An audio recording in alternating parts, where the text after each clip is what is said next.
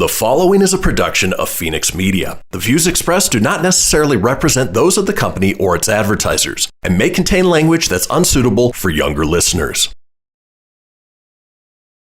You're listening to Be Kind, Rewind with Tim Nydell, taking you back to when movies were actually good.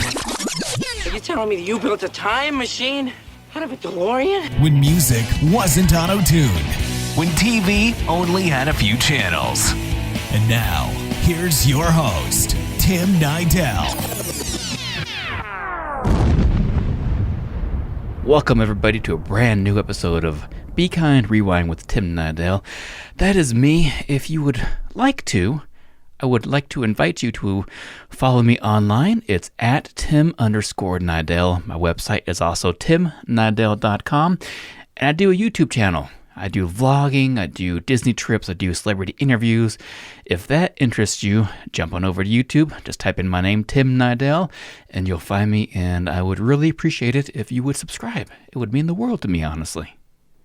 But all right, my hand is doing much better. Thank you for asking. If you listened to the last episode, I had a broken hand. Couldn't use my right hand for about 6 to 7 weeks. Still really can't use it 100%. But I'm managing. I'm able to edit some now, so I have a brand new episode for you guys because of that reason. In this episode, I'm going to celebrate one of my favorite comic book movies of all time, and I'm talking the 1990 Teenage Mutant Ninja Turtles. Now, I guess you can kind of argue if this is a comic book movie or a movie based upon a cartoon series, because it does take a lot of things from both. Wow, did I really just say both? It takes a lot of things from both the animated series and the comic book, so it's kind of a mixture of both of them, and I almost said it again, didn't I? Wow. And I remember the first time I saw it, I was in love with it, and I still am today. It's still an amazing, amazing movie, and for this episode, I'm going to bring you 2 interviews from the movie. First one I'm going to play is my interview with Judith Hoag, who played April O'Neil, of course. And the second one you're going to hear is with the voice of Raphael himself, Josh Pais, my favorite character for the movie. So once the Judith interview is over, make sure you don't leave because the Josh interview will be playing right after that. And I guess we'll start with the interviews. Here is my interview with Judith Hoag. Hey, Judith. Hi, I'm so sorry. I was wrapping up a phone call. Nope, you're just on time. I don't mind at all. Perfect. How are you? Good. How are you doing? I'm good. Which one are you in this picture that I'm seeing? Let's see. I am the one on the right-hand side looking straight at the camera. Okay, got it. Awesome. Yeah. How are you doing? I'm all right. You know, the Montana fires are getting me down, but, you know. What's going on? It's crazy. It's like over 600,000 acres burnt so far. Man, it's end times, my friend. It's end times. I know, seriously. It was. I literally just got back from Nashville last night, and as I was leaving town on when did we leave? Saturday morning. It was burning on the ridge. I live where I could see, like where I was heading towards the airport. I was heading out of the Bob Hope Airport, which is in Burbank. And the whole ridge was on fire. It was just crazy. It's so odd that, the South. And now I have family in Florida batting down the hatches because here comes like another storm of the century. I know. This is, like you said, end times, honestly. Well, it might be time to start paying attention to what we're doing to the planet. I don't know. Yeah, I know, exactly. 100% agree with that. Maybe there's possibilities that the Earth does what the Earth does, but we also have a vast impact on what we're doing. I think it's a good 50-50, both ways right there. Yeah. So anyway, we made it. We sure did. We're chatting. Thank you so much for coming on. I've been a huge fan of your work since, I guess, Ninja Turtles. Probably even earlier. I know I've seen some of your earlier stuff as well. But this is an honor to talk to you. Oh, my pleasure. My pleasure. So my show is all about reliving those childhood fond memories through either cartoons or animated movies or stuff like that. So what kind of a childhood did you have? Did you watch a lot of cartoons as a kid or animated features? I I did. We didn't have as much because, back when I was growing up, there were only, you had the basic channels. I think we had like 4 stations. So the things that I grew up on that I loved was the Looney Tunes. Yes. Cartoons. It was all Bugs Bunny and the real classics. Those were fabulous. I mean, they were even, before my time, but that's what we grew up on. My favorite influences in terms of like actors, I was a massive I Love Lucy fan. I just loved Lucille Ball. I loved, I was growing up in that 70s TV, so I loved Mary Tyler Moore. I loved Carol Burnett. And on Saturday mornings, you could watch The Little Rascals. Yes. And adored those. And in the afternoons, you could come home from school, and we had something called Creature Double Feature. Oh. So you could watch scary movies there. So, I definitely, there weren't as many animated things. It was really just Disney and Warner Brothers at that point. Yeah. So those are the things. And comic books. Oh, yeah. Did you ever read comic books? I did. I wasn't a huge fan, but I loved Vampirella. Oh, wow. I loved Vampirella and the Archies. That's how old I am. Although I have a friend who's on the new Archie series on the CW. So everything that's old is new again. I know. It's so weird. I guess people our age are starting to kind of take over and kind of want to relive their memories by making these newer versions of them. Nostalgia. Yeah, exactly.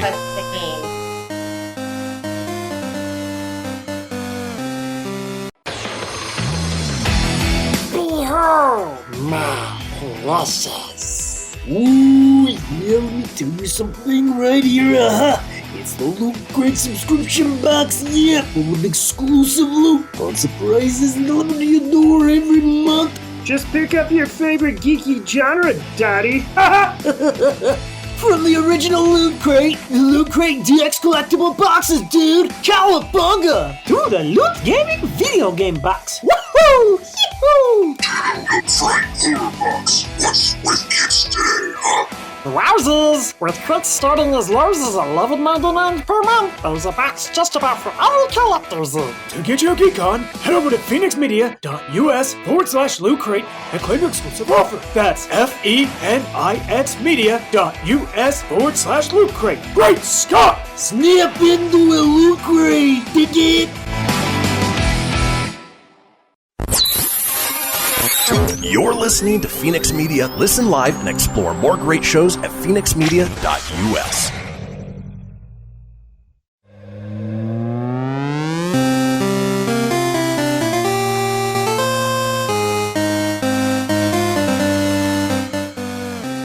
So let's fast forward to 1990 when I first saw you as April O'Neil on the Ninja Turtle movie.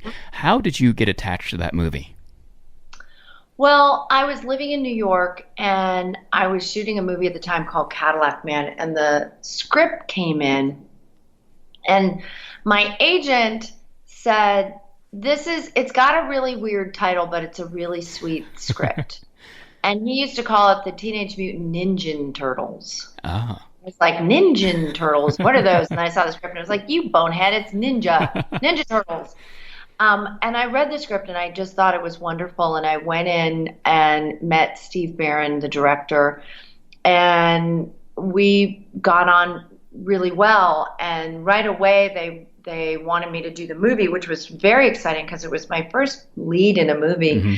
And but then the dates didn't work because I was shooting Cadillac Man with Robin Williams and Tim Robbins and Fran Drescher and couple other folks, and they couldn't make the dates work. So I had the movie, and then I didn't have the movie, and then somebody else got cast.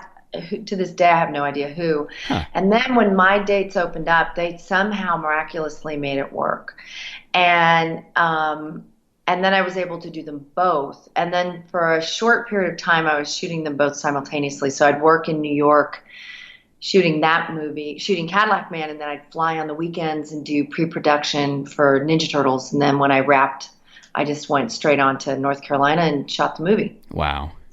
Yeah. It was a heady little experience. It was exhausting, but fabulous. Exactly. And I hear you have a great story about Robin Williams loving Ninja Turtles.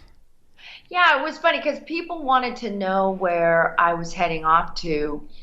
like I really like hightail it out of there as soon as I could. I was always trying to get out of work on Fridays, and rarely, I mean, actors love to work. Well, I do, maybe not every actor. I've seen some really bratty ones, but yeah.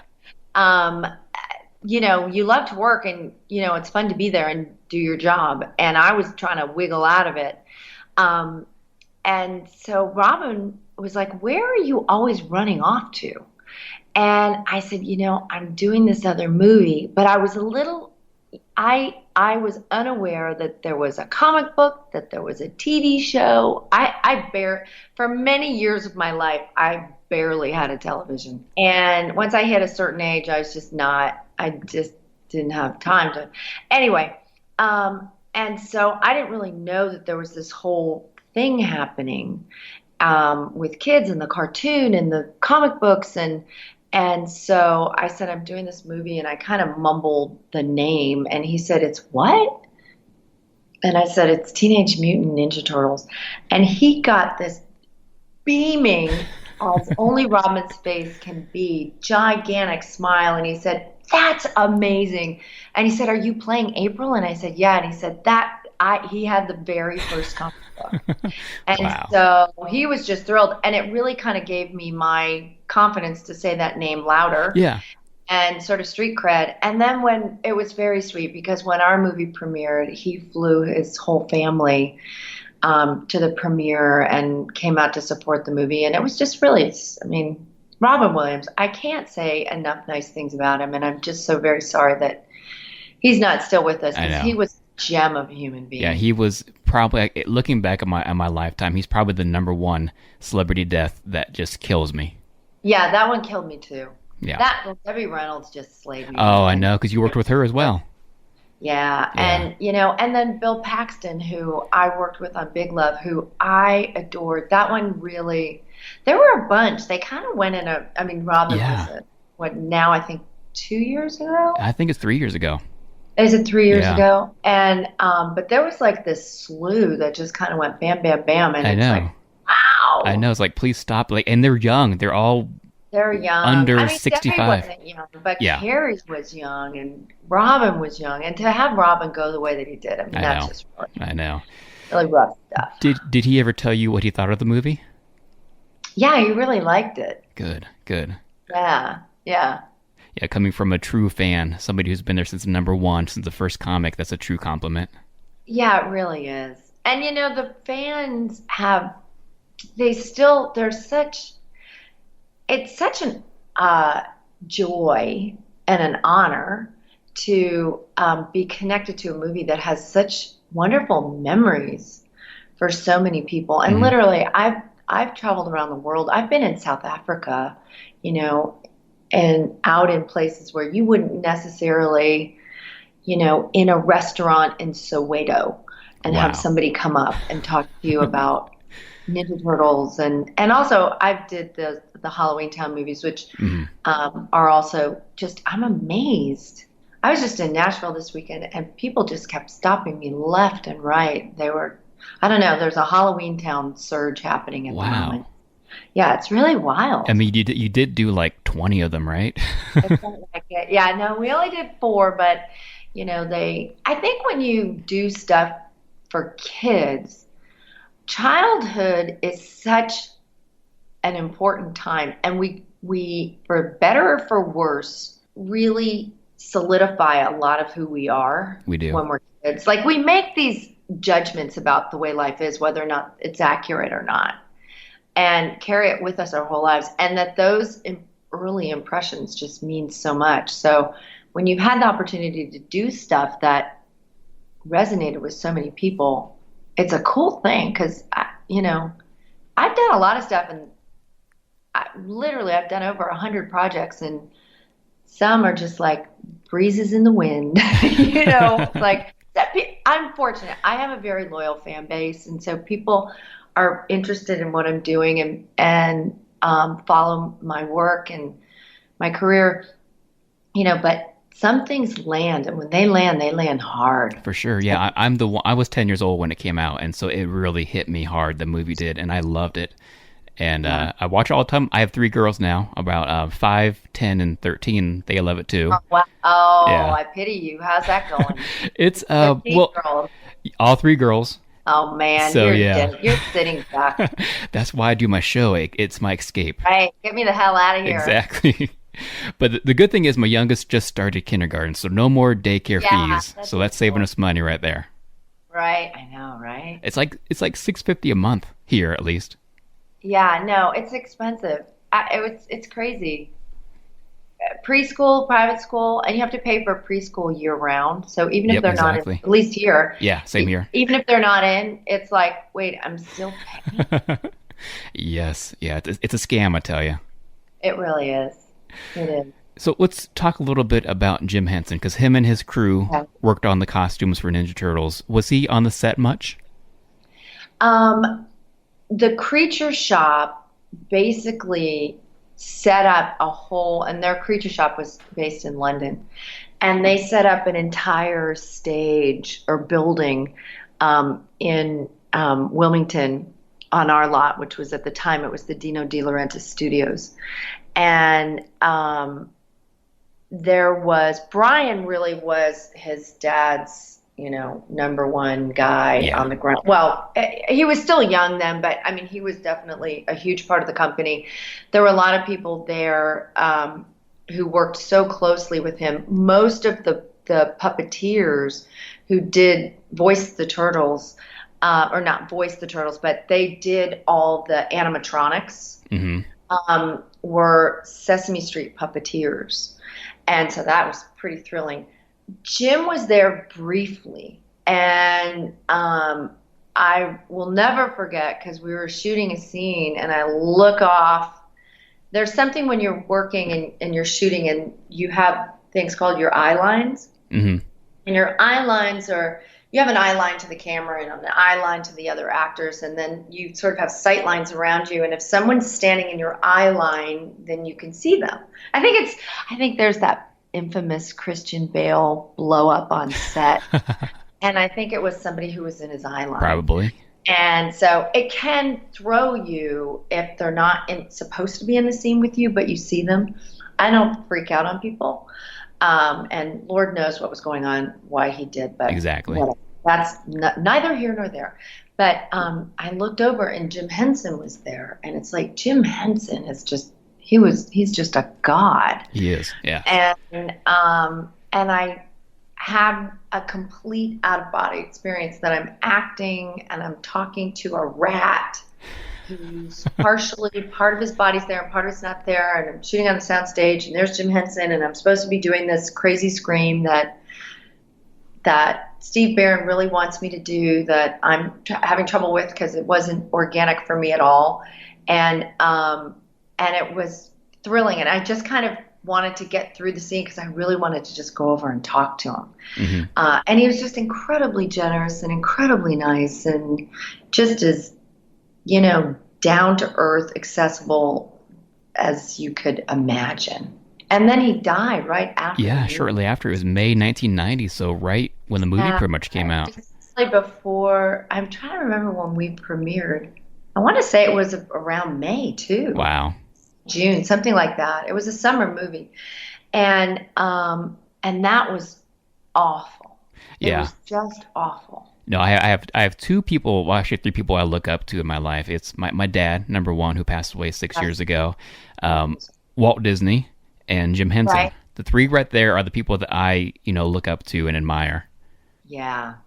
They were amazing, and I'm sure your dad is right in there too, otherwise you would admire so much. Yep.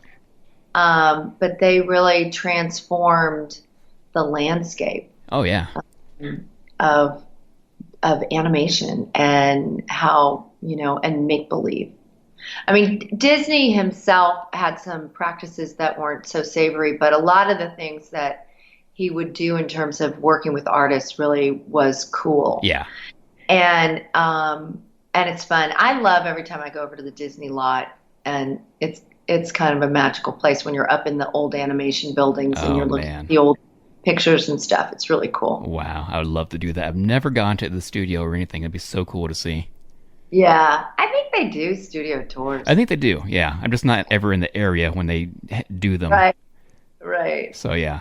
So, speaking of, the imaginary, work you had to do on the set, I must say, you did an impeccable job at pretending that the turtles and, all the costumes were real. I've seen a lot of movies, either it's CG or, let's take Roger Rabbit, for instance. Bob Hoskins was probably the best person to ever work with an imaginary person ever on screen. Mm-hmm. And I honestly feel that you're up there with them when it comes to pretending the turtles were real. Wow, thank you. Well, it was funny. I always felt incredibly lucky when I had an actual turtle there. Because it was these guys who were wearing the suits. They were so uncomfortable and claustrophobic and hot. We shot in the middle of the summer on sound stages that, you can only run the air in between takes.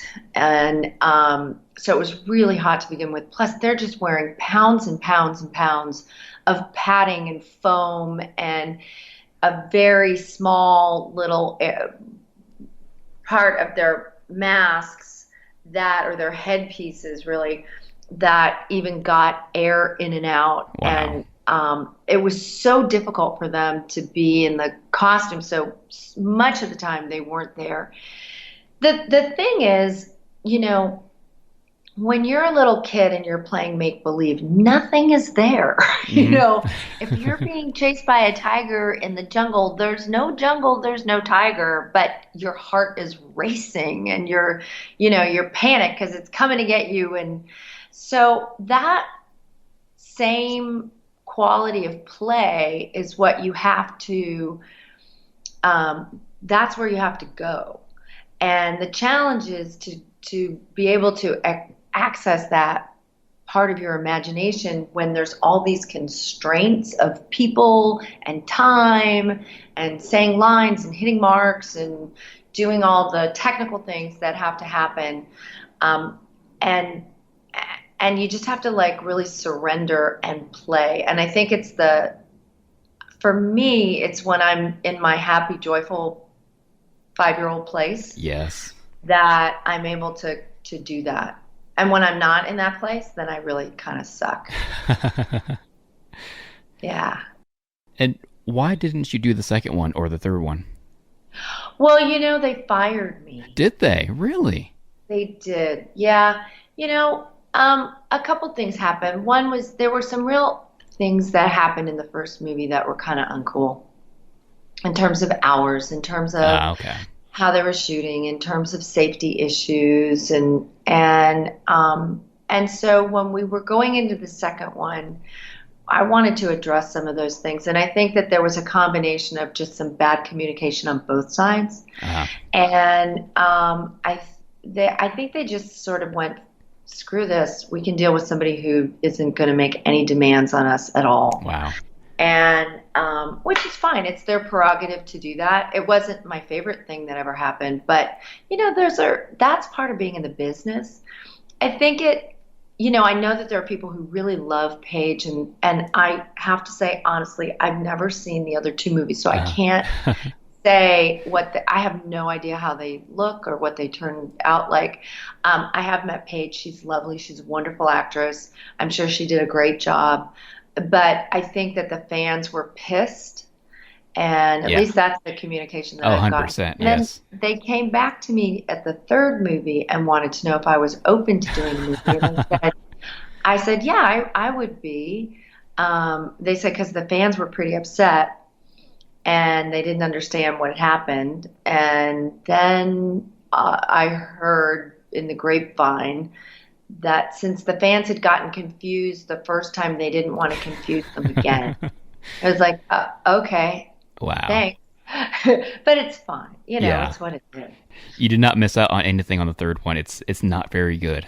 Yeah, I heard some people liked the Vanilla Ice version, and then most people were not fans of the third one. Yeah, no, third one I've never been a fan of. But they got Elias Koteas Exactly. back. Yeah, he was the best part of the highlight. third one. Yeah, I love him. He's an incredible actor. Yeah, me too. He's a great guy. Yeah. And also Jim Henson's The Creature Workshop. They stopped making the suits in the third one, so they didn't make the suits in the third one. So they look horrible. Yeah, there was a whole I don't know. I wasn't privy to any of it. Mm-hmm. But the entertainment industry can be a wily and devious place, and sometimes. Jim Henson is such a cool guy, and that company was such a cool company. And to kind of, go around them, I honestly, I'm talking out of school here because I can't even pretend to know what happened. Yeah, me either. But what I've heard is that they went with a different technology. Probably they were trying to cut corners. Yep. Probably they were trying to, I don't know. They did what they did. And I think that it shows on the screen. I agree 100%. So, from what I've heard, and honestly, I haven't seen it, but I've seen pictures of their faces and they look different. Yeah. I think they used them in the second one, but not the third one. I'm not quite sure how that went. Yeah, it just wasn't as good. Guys, you know that better. Yeah. Just know that you were part of the best one, and that's all you need to know. Well, that's what I've heard, and I'm honored to hear that. Even more so than the new ones, which you actually did a scene for the new one and they cut you out. Isn't that weird? I know. I don't know what that's about either. And again, I haven't seen those. I'm terrible. Well, you're busy. You know what? They wanted me to do the first one and we couldn't work out scheduling. And then in the second one, they wrote me a cameo and it was like 3 different scenes. And I was coming in to play April's boss. And then they wrote it out. And all I can imagine is that there were just story constraints. And sometimes you have these great ideas, and when you're putting the movie together, things don't always, you're telling a certain story, and it might be that they didn't want to take April in that direction. I don't think it had any, I didn't take it personally, because I've been doing this for so long. Oh, yeah. Nothing personally. Oh, yeah. That is for anyone who wants to be an actor who's listening to this, or anybody who wants to be an artist, take nothing personally. It is a waste of time. You have no idea what's going on. So true. Okay, so what keeps you busy these days? I see you have a project coming out called Fishbowl. Did you want to chat about that for a little bit? Well, Fishbowl is a really cool movie. It was written by Stephen Kinagopoulos, and he and his sister Alexa, she is such a visionary. The two of them are just really stunning young filmmakers. And George Pelecanos, who he's executive producer and wrote The Deuce, which is on HBO. Oh, okay. He's the executive producer of this movie. And it's a really interesting story about this family with these 3 girls and an alcoholic father. And I play the mom who comes back in flashbacks. And it's sort of an end of world, end of days story, or at least they think it's the end of days. And it's an interesting movie. I'm going on the 25th of this month. They're doing a screening in Maryland, and it's going to be doing film festivals. Fingers crossed, we'll be at Sundance. Nice. And it's a really cool movie. I had the best time doing it. It's all these girls are unknowns. They, asked me if I would consider doing it. I read the script and I was like, yeah, I'm in. Plus, there's people attached to it that I really have a lot of respect for and have worked with and would probably do anything for. And it was a really fun project. So I'm excited about that. I have another movie coming out called My Girl. She's My Girl. This is terrible. They changed the title. And it's coming out this fall. And what's fun about it, it's got some great music that it's like a young country star, and he comes home when a friend of his dies in a car accident and kind of reclaims his life. And it's one of these movies that, given the climate that we're in right now, it is such a feel-good movie. Good. I just really, when I saw it, I was like, yeah, people are going to love this movie because it's it's like we need to feel good. Exactly. And that's one of those movies that will make you feel that way. And then I'm also I recur on a show on Sci-Fi called The Magicians. Okay. It's sort of Harry Potter for the older set, and I do sex magic, and I play Alice, who's one of the lead characters. I play her absolutely crazy mother, and that is so much fun to do. And that season starts, I think, in the next couple of months.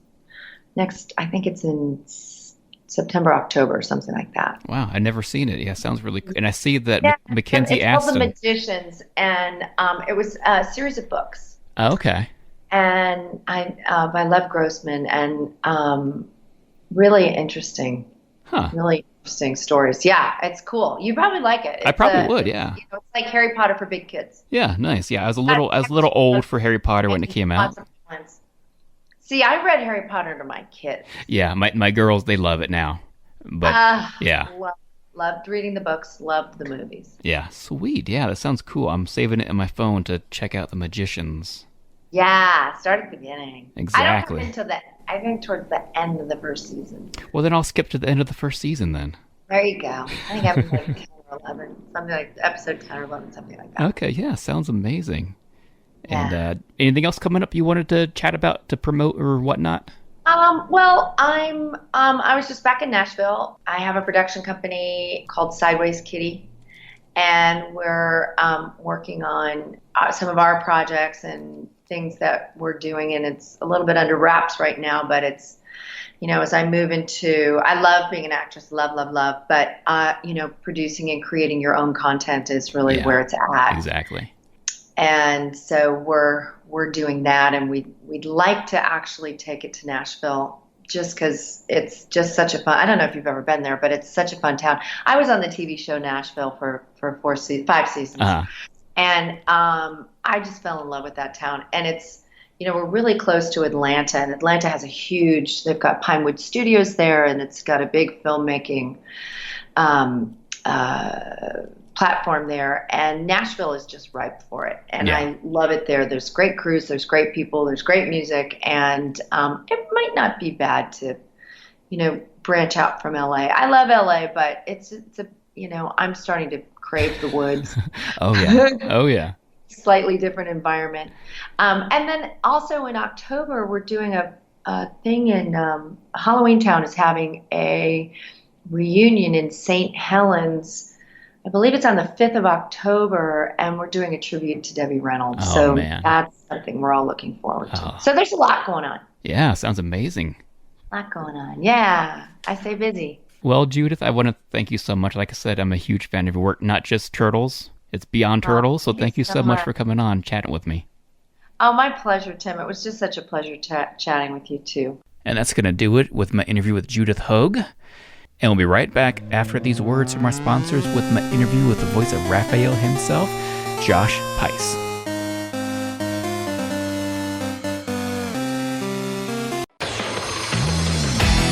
Behold, my precious. Ooh, yeah, let me tell you something right here. It's the Loot Crate subscription box, full of exclusive loot, fun surprises delivered to your door every month. Just pick up your favorite geeky genre, Daddy. From the original Loot Crate, the Loot Crate DX collectible boxes, dude! Cowabunga! To the Loot Gaming video game box. Woohoo! Yee-hoo! Loot Crate Horror Box. What's with kids today, huh?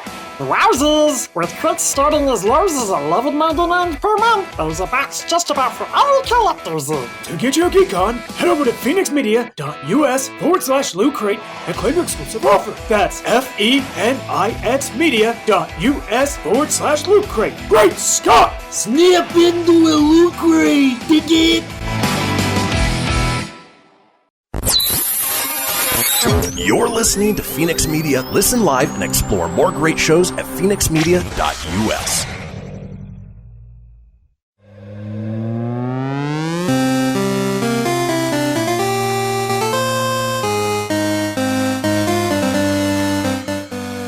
Well, first, I want to thank you so much for your time. It really is an honor.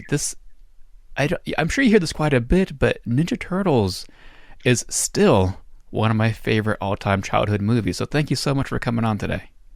Oh, my pleasure. So we'll just go right into it. Usually, Okay. our show is all about kind of reliving your childhood. That's why I'm talking to you right now, because I adored your version of Raphael as a kid. I was doing some research on you this past week, and I saw that your dad actually worked with Albert Einstein before you were born. Is that true? That's absolutely true. My Yes. God. I mean, tell me about that. Did he ever talk about Einstein?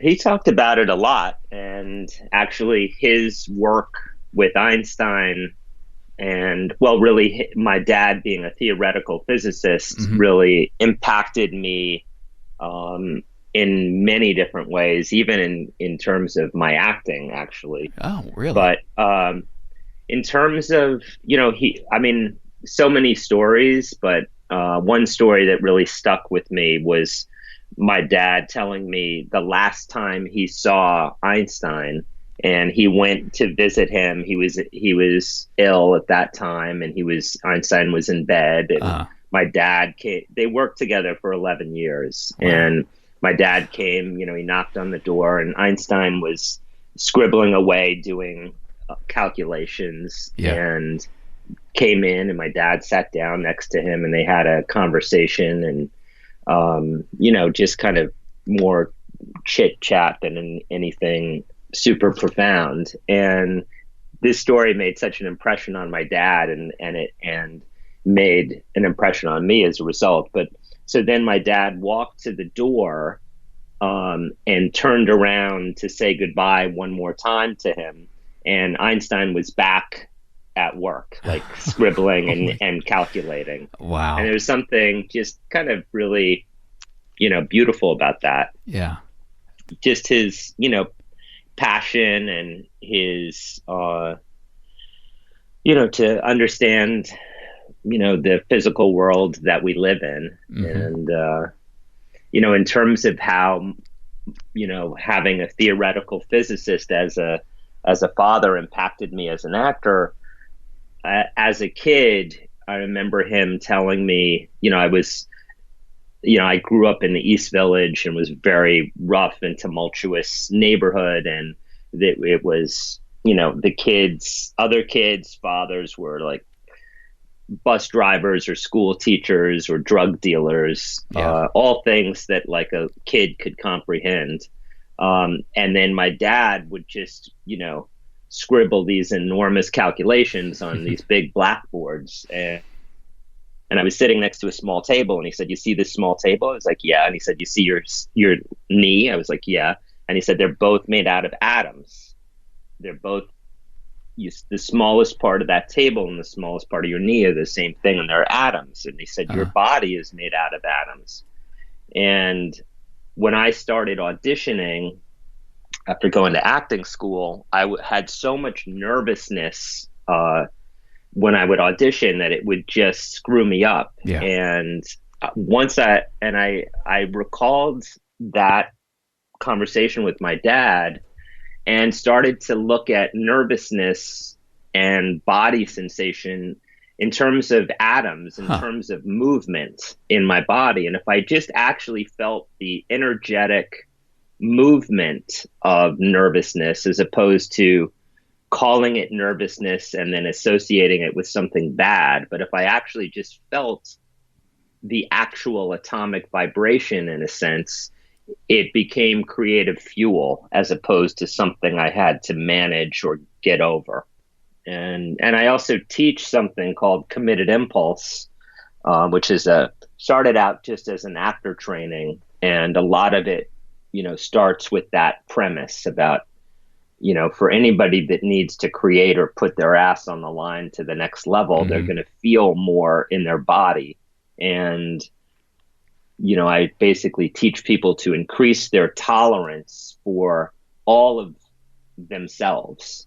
And that just creates creative invincibility, basically. Nice. Yeah. Very cool. Now, I am definitely a kid of the 80s and early 90s. And like I said, Ninja Turtles, one of my favorite all-time childhood movies. I mean, who knew that we'd be sitting right now talking about something you did in the late 80s called Ninja Turtles. You know what I mean? Yeah, I do know. Yeah. What did you think? What did you think when you first heard the title of the film? Well, my agent called me and said, I have an appointment for you for this movie, Teenage Mutant Ninja Turtles, to play the lead turtle. And I was like, I was like, can you say that again? Because I had never heard of Teenage Mutant Ninja Turtles. At that time, there were the comic books that were out, which were very dark and kind of culty, and they weren't mainstream. But they had certainly a strong, kind of cult following. But it had not crossed my path, and just the words did not. It just took me a while to kind of see the words, and it's like, what is happening? So that was my first reaction, and my agent said, just go in on it, and and then I went in. I did some couple. I had trained in some martial arts when I used to get mugged a lot as a kid. That's in New what York I was City. wondering. Okay. Yeah, and so I had done some when I think I was 13. I started doing martial arts, and then once I started doing that, nobody ever messed with me again. I never had to use it, but I think it just gave me an awareness, and kind of shifted my awareness so that I wasn't, probably prior to that, I was probably, energetically inviting people to mug me. But just that shifted a lot. So I did a couple kicks in the air, and I created, in the audition, like my sense was this was like a real New York street guy, like where I grew up. And a lot of those guys were, especially the smaller guys, like they would walk in a way where they were trying to make themselves look bigger, and they would kind of move their arms in a way like they were pushing through space. And it almost reminded me, as I was thinking, like, how could I create this guy, this turtle? Like turtles move that way too. Their arms go out to the side to pull themselves forward, and there was something similar about some of these guys that I grew up with. And so I started just playing with the physicality of how this guy moves and what he's trying to prove and work through. And I even read that it was your choice to give Raph that accent that we hear in the movie too. Yeah, that was my choice, and that was, I think, it was so connected to what I was doing physically that they just felt like I had to do the voice. And I think the other guys could have done the voice, but anyway, it didn't turn out that way. But I'm really happy that I got to do the voice, because it just allowed me to create that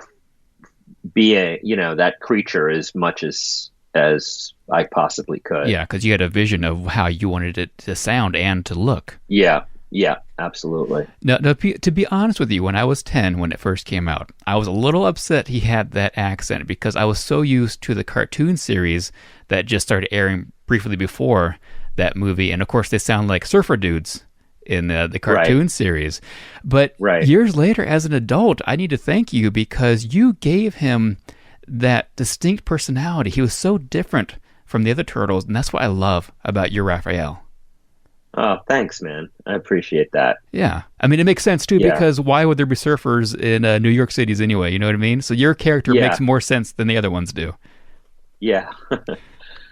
Yeah, he is different. I guess they're all different from one another, but I think he's more different than the other three. And is, I feel like he's got more working through, more stuff than the others are. Yep. Now, how often were you in that suit? Did you do the majority of the fights, or did you have like a stunt turtle double during a lot of those fights? Well, we trained for about 3.5 months before filming in Brooklyn, and then we trained for at least 3 weeks while we in North Carolina where we were shooting. So we did a lot of martial arts training and using this, for me, using the Sai. So the super impressive stuff I didn't do, but I did do a lot. I did do a lot, going in and out of the fights. That was me. And if it was not an incredibly, flying through the air kind of thing, and they also didn't want me to get injured, of course.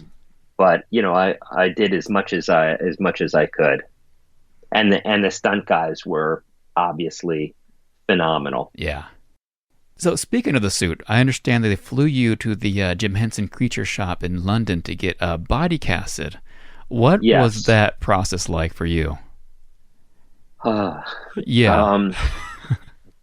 Well, I didn't, it was still like, what's happening? Once I got offered and they was like, we're flying you to London. So I went to the Creature Shop, and that was just a magical place. There were all these creatures in different levels of completion, and it wasn't, this was pre-CGI, so they had all this robotics. I remember they had a wolf that they were working on for another project, and they had all these robotics inside the wolf to make the lip, go up to do a gnarl. And so it was just amazing how, and it was cutting edge technology for its time. Like, they were just pushing the envelope.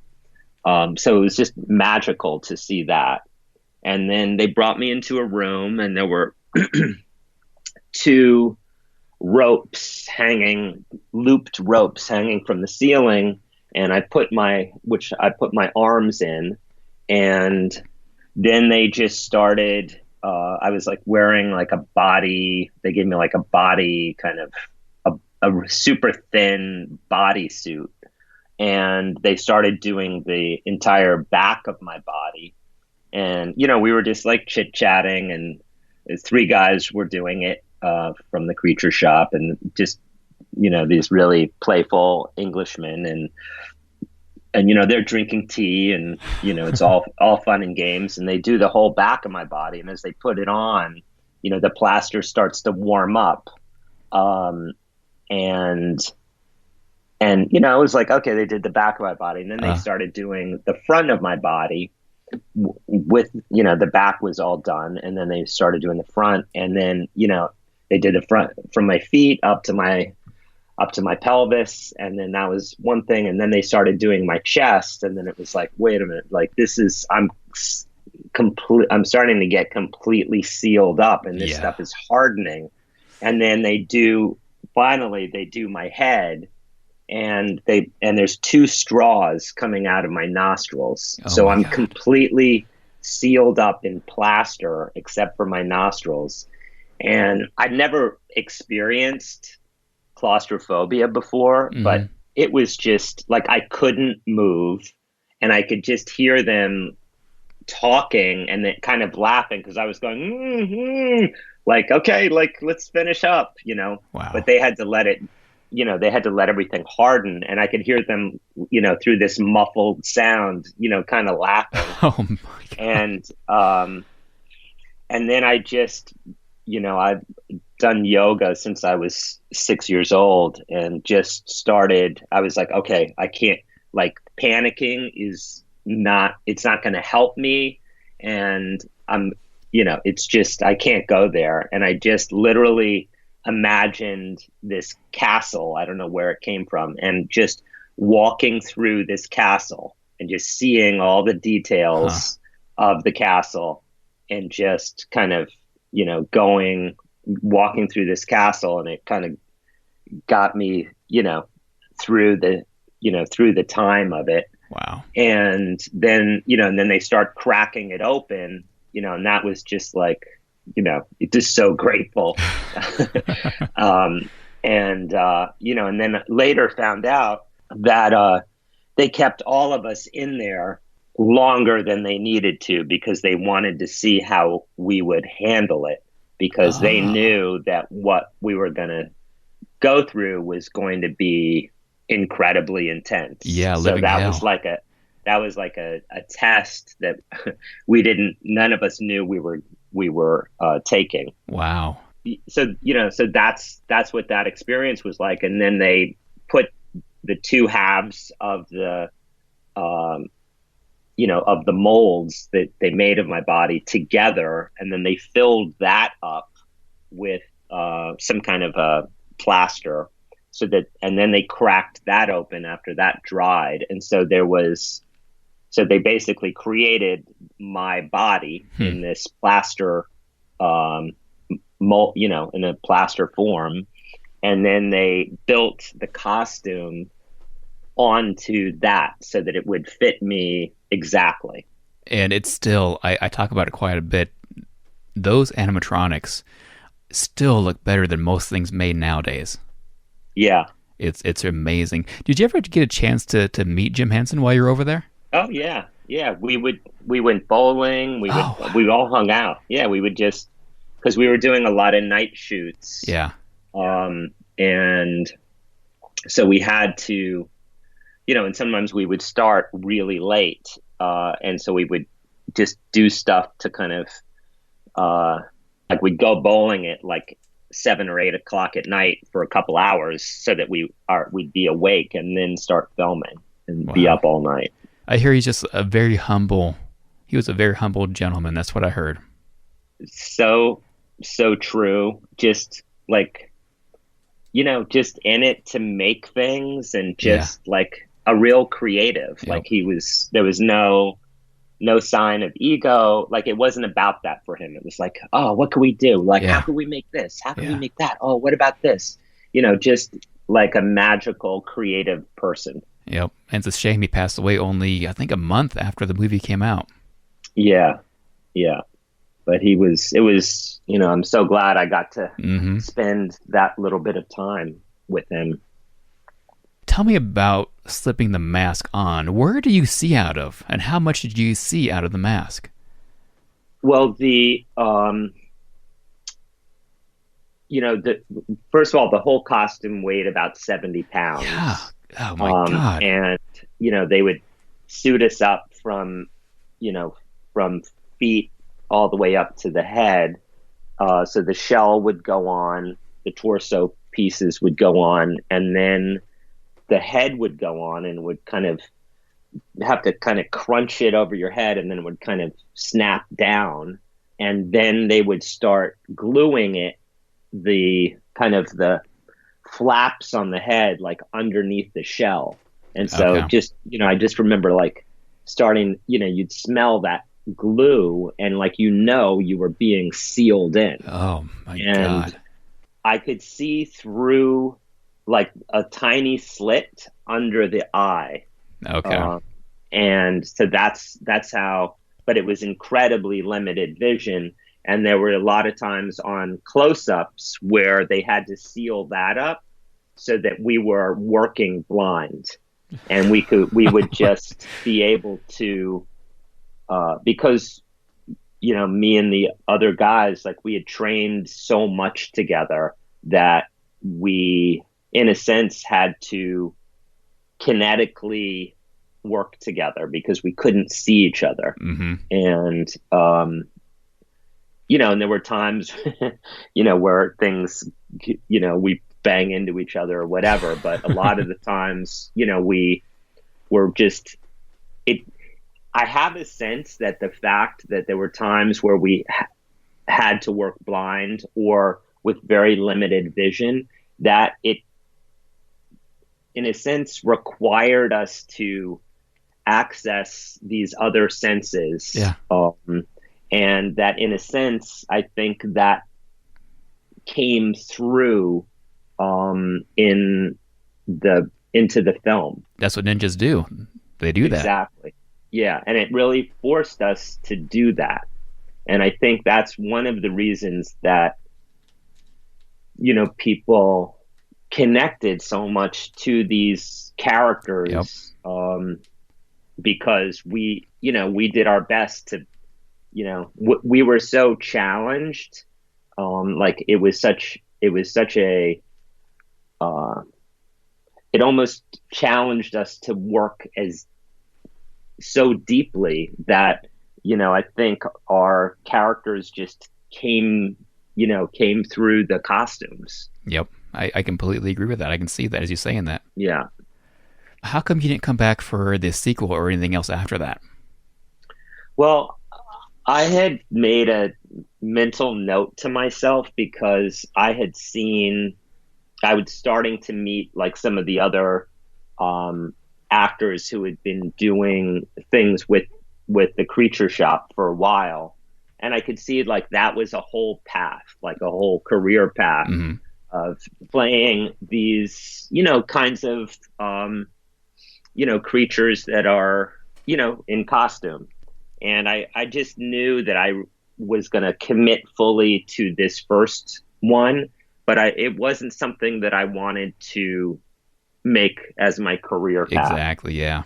And so that was, and I was also, by the time they did talk to me about doing the second one, I was recurring on Law and Order at that time, and that just felt more, that was just the trajectory, I chose to take. And I'm so glad I did the first one, but it wasn't, I didn't want to go down that path. Yeah. And I know like Leaf and the other three guys did go down that path, and that's awesome. It's, no judgment. It just wasn't, the direction I wanted to go.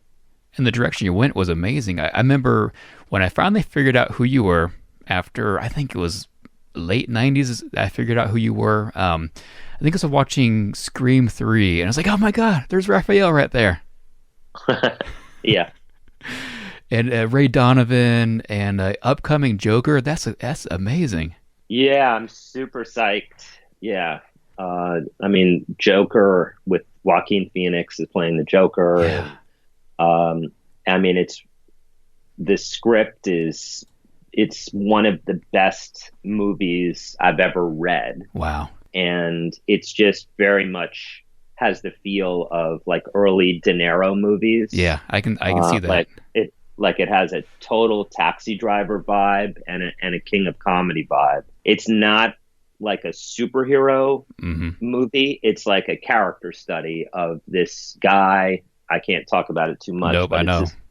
Of this guy it's the origin story, and it's a character study instead of a superhero movie, and it's going to be amazing. Well, I am definitely looking forward to it, and I love Joaquin Phoenix. I know he's like a method actor, isn't he? I would say so. I don't know. I'll say that he fully goes there. Yeah. He fully, and whatever techniques and approaches he uses, I don't know the exact definition of it. But, I will say he commits fully, and, he raises the bar of commitment of like, we're doing this and we're going, we're going as deep as we can.